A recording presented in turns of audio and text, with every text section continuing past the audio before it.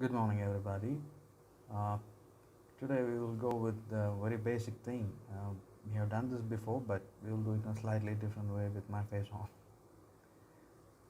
So, if you look at the elements of communication and all these things, companies check your communication not directly. They check various aspects of your communication in various levels because the practicality of a round is what they look for. When they look for a skill, they look for a practical skill. So when we look at in these aspects, one important area where people are looking for not just communication, also your ability to understand things and comprehend to it and how to react to that, especially your problem solving skills can very easily be found out in one or two rounds. So one simple thing is case study. We have been making these videos in forms of case studies, literally not presenting much studies but cases in a very simple way, that's all. So now there's a round called case study in every interview which we need to go through. So why they are having this round called case study? What are the aspects of the case study? And why should we have this case study in an interview? Now they have this in various levels in written format. Um, they also have it in terms of group discussion and other aspects so that you'll be able to be free with that.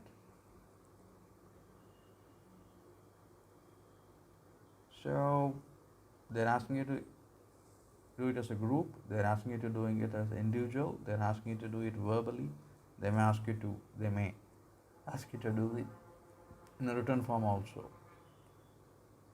So in these levels, case study becomes very important. So fundamentally what happens in a case study is they present you a case in terms like a situation. They give you a situation and your ability to look into that, your ability to react to that. I'll take my specs off, okay, it's clarity. Your ability to hold on to that, that's very important. How you give a solution, your point of perception, your point of view, and especially your point of view of solution is very important in case study. So because every company have live problems and they want live solutions, they don't want bookish solutions, they want you to look into the things directly.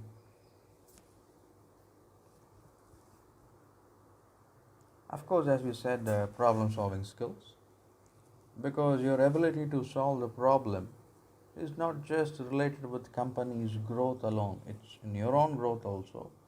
So bookworms need to get out and the real ones need to come out, which means you need to be practical. If you are a civil engineering student, you should know where can we get the cheapest granite in Tamil Nadu or South India. Not necessarily we need to go and knock everybody's doors. But when we ask for the cheapest, immediately the inputs will come. All we need to do is filter it and keep it. When it comes to software, what are the latest ones? Whatever is your field of study, we should have done some basic work. Without this basic work, we can't move ahead. So when we want to solve a case study, first a study of reality. Normally, so far, case studies have been done both in technical and non-technical terms. Mostly non-technical terms is what I am speaking right now. Because the technicality, I leave it to you because different fields vary there, and even with them, even with that, what they are looking is the way you give the solution, the way you approach the problem. That's all. So, skills to look into. Definitely, research comes in, and then comes. Sorry, camera shaking. I'm shaking. Then comes your ability to understand some problem, the minute details, especially to look into the case that is given to you, because most people, without listening, without observing, start to give a solution. That doesn't work. So you need to look into that. That's first. Analytical skills, critical thinking, all these technical terms are there. So I don't want to go much into this. If you put it in a very simple way, a complex situation, a simple problem, that is what people are looking for. And whenever you get a case study, normally we put in enough traps for you to get lost in that. So the winner is someone who can see the traps as traps and really give the solution without getting into the trap.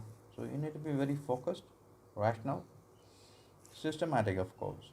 You can't just go with a hunch because a company doesn't run with the individual, it works with multiple people.